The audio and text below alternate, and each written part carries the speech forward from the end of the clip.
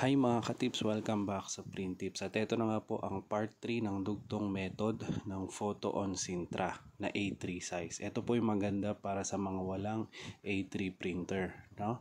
So, ang gamit po natin dito ay Kuyi Pigment Ink sa vinyl sticker. So, kailangan po natin ng cutter at ng safety ruler para maging safe yung ating daliri. So, una sa lahat, dapat ikat po natin yung mga excess ng printed material po natin. Dito make sure po, lalong-lalo na dun sa part na magsasalubong yung dalawang photo, make sure na accurate po yung inyong pagkakat sa sides, walang excess na puti para po accurate din yung kanilang pagdidikit at hindi masyadong mahalata.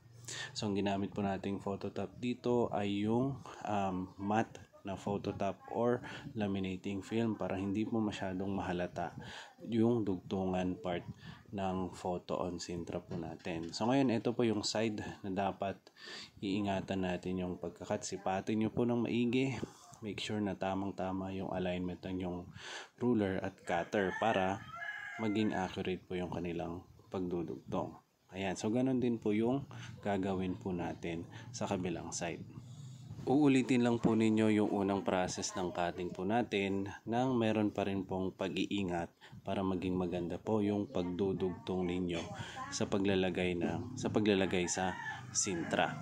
Okay, yan. So nakat na po natin yung dalawa at eto na po yung final result.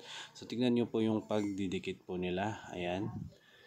So halos hindi nyo na po mahalata dahil po pag pinagdugtong na po natin sila. Ayan. So makita po ninyo, ayan o. So pag pinagsama po natin, parang isang buong picture po siya. Okay? So malaki po may tutulong ng part 1 and part 2 para dumating po tayo sa ganitong klase ng output. Ayan. So pagdudugtungin po natin, ayan. Sa ayos na ayos. So ngayon ang next naman po ay syempre yung pagdidikit po mismo sa sintra. So kailangan po natin ng A3 size na sintra.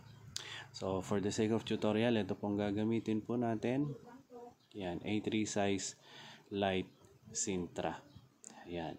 So, make sure na tamang-tama po yung sukat pag inilagay na po natin yung dalawang vinyl sticker with photo print. Ayan, so ito po yung method na gagamitin natin. Pag-iwalayin po natin, ihiwalay natin yung backing, i-fold po natin yung backing sa likod. And then, saka po natin dahan-dahang idikit sa may sintra, and make sure po na wala pong alikabok or dumi yung sintra po natin. So ayan, dahan-dahan po yan.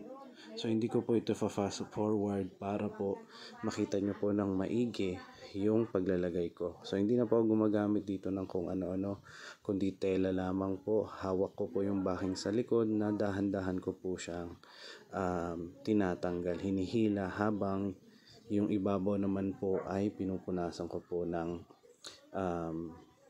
smooth na tela. Ayan. So, kung may bubbles, pwede nyo po siyang ibalik or tanggalin ulit, and then saka po ninyo dahan-dahan po ulit na idikit. Yan, para maiwasan po yung bubbles at yung hindi magandang pagkakalagay or yung mga lukot-lukot. So, nakikita po ninyo, pag may lukot ako nakita, tinatanggal ko siya and then idinidikit ko po siya ulit. So, yan po yung first part ng paglalagay po natin ng sticker. Ayan, paulit-ulit ko po siyang pinupunasan para dumikit po siya ng maayos doon sa sintra. So, next, ito rin po, tanggalin po natin ulit yung backing sa may unahang part lang. So, same process lang po dun sa unang ginawa po natin. And then, make sure na malinis po yung paglalagyan nating sintra. So, ganyan. So, ito, sa second part po ng paglalagay, make sure na yung dulo lamang po yung dumidikit sa sintra. Hindi nyo po muna siya ididikit dahil mahirap po siyang tanggalin. Ayan, so yung dulo, yan, isukat nyo, itapat nyo ng maigi. And then, pag tapat na, dikit na silang dalawa, saka nyo biglaing idikit yung dalawang sides. Ayan, so, okay na po, nagdikit na po silang dalawa. So, magiging isa na po sila. So ayan mga ka-tips, malapit na silang maging isa. Nagdikit na po sila. Naunti-unti na lang po nating ilagay para po maayos at walang lukot po yung ating vinyl sticker on Sintra. So ayan mga ka-tips, buo na siya. Nidikit na natin silang dalawa at titingnan natin yung final result. Ayan. So yan po yung maganda pagdating sa matte. Hindi po mahalata yung pagdidikit niya na yung pagdikit nilang dalawa. Ayan, so nabulol po ako doon ano. So ito po yung last part, tanggalin po natin yung excess na sintra. Gamit po ulit yung ating safety ruler. Yan, walang kaba-kaba, pwede mo siyang diinan at kahit sobrang diin, hindi po masusugat yung inyong daliri gamit yung cutter. Kasi po, safe na safe po ang daliri po ninyo sa safety ruler po na yan. Yan, so nabanggit ko ba na yan ang aking favorite na tool dito sa crafting. So again, yung next side ay tanggalin po natin at yung lahat po ng sides.